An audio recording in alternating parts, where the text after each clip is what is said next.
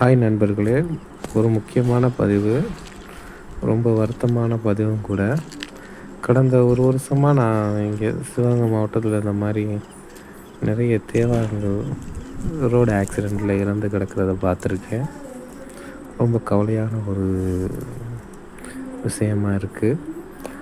ரொம்ப மெதுவாக road cross பண்ணக்கூடிய ஒரு மிருகம்.